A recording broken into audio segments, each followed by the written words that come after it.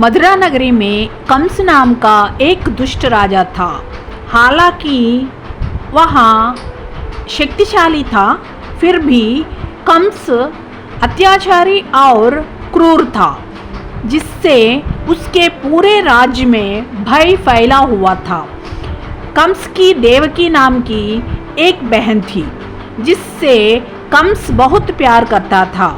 देवकी का विवाह वसुदेव नामक एक कुलीन राजकुमार से हुआ था। विवाह के बाद कंस ने एक दिन देवकी और वसुदेव को लेकर रथ चला रहा था। आकाश से एक आवाज ने भविष्यवाणी की कि देवकी से पैदा हुआ 8वां बच्चा कंस के पतन का कारण होगा। कंस ने भयभीत होकर तुरंत अपने बहन को मारने के लिए अपने तलवार निकाली, लेकिन वसुदेव ने हस्तक्षेप किया और उससे विनती की और अपनी सुरक्षा सुनिश्चित करने के लिए अपने बच्चों को कंस को सौंपने का वादा किया। कंस ने नरम रुख अपनाया, लेकिन किसी भी खतरे को रोकने के लिए देवकी और वसुदेव को कैद कर लिया। समय बीतने के साथ देवकी ने 4 पुत्रों को जन्म दिया और वादे के अनुसार वसुदेव ने पुत्रों को कंस को सौंप दिया, जिससे भविष्यवाणी के डर से उन्हें बेरहमी से मार डाला। जब देवकी 7वीं बार गर्भवती हुई तो भगवान विष्णु के निर्देश पर दिव्य योगमाया ने देवकी के गर्भ से भ्रूण को गोकुल में रहने वाली वसुदेव की दूसरी पत्नी रोहिणी के गर्भ में स्थानांतरित कर दिया। यह बालक कृष्ण के बड़े भाई बलराम थे। फिर 8वां गर्भावस्था आई और भगवान कृष्ण के जन्म का क्षण आ गया। वहाँ श्रावण मास के कृष्ण पक्ष की अष्टमी तिथि की आधी रात थी। जैसे ही देवकी ने अपने दिव्य बच्चों को जन्म दिया, भगवान विष्णु स्वयं अपने राजसी रूप में प्रकट हुई। उनके 4 भुजों में शंख, चक्र, गदा और कमल थे। उसके पास मुकुट था और उसका शरीर रत्नों से सुशोभित था। देवकी और वसुदेव विस्मय और भक्ति से भर गई। उन्होंने भगवान से प्रार्थना की, लेकिन देवकी को अपने नवजात शिशु की सुरक्षा की चिंता थी।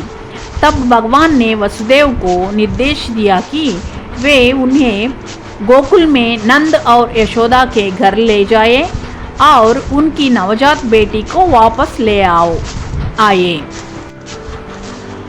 जैसे ही कृष्ण का जन्म हुआ, भगवान विष्णु की दिव्य व्यवस्था से सभी जेल रक्षक गहारी नींद में सो गई। वसुदेव को बांधने वाली भारी जंजीरें टूट गई और जेल के दरवाजे अपने आप खोल गई। उस रात भारी बारिश हो रही थी, लेकिन दिव्य सर्प शेषनाग प्रकट हुई और उन्होंने वसुदेव और शिशु को बारिश से बचाने के लिए उनके ऊपर अपना फंड फैला दिया। वसुदेव ने शिशु कृष्ण को एक टोकरी में लेकर बाद वाली यमुना नदी को पार करके गोकुल पहुँचे। चमत्कारिक ढंग से वसुदेव के लिए रास्ता बनाने के लिए यमुना का पानी अलग हो गया। नंद के घर पहुंचने पर उन्हें पता चला कि यशोदा ने अभी एक बच्ची को जन्म दिया है। उन्होंने चुपचाप बच्चों की अदला बदली कर ली और यशोदा की बेटी की साथ कारागार में लौट आए।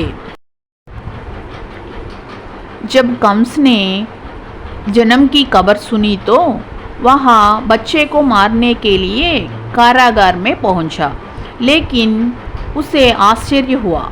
जब उसने बच्चे को मारने की कोशिश की तो बच्चे ने उसके हाथ से फिसल गई और आकाश में उड़ गई और खुद को देवी योगमाया के रूप में प्रकट किया। उसने कंस को डांटते हुए कहा कि जो बच्चे ने कंस को नष्ट करेगा वो बच्चा पहले ही कहीं और पैदा हो चुका है। ये कहकर योगमाया ने गायब हो गया है। आज के लिए बस इतना ही। ये श्री कृष्ण की जन्म की कहानी है। अगर आपको वीडियो पसंद आई तो कृपया करके लाइक करें, शेयर करें और इसी प्रकार की और कहानियों के लिए सब्सक्राइब करें। अगले वीडियो में मिलते हैं।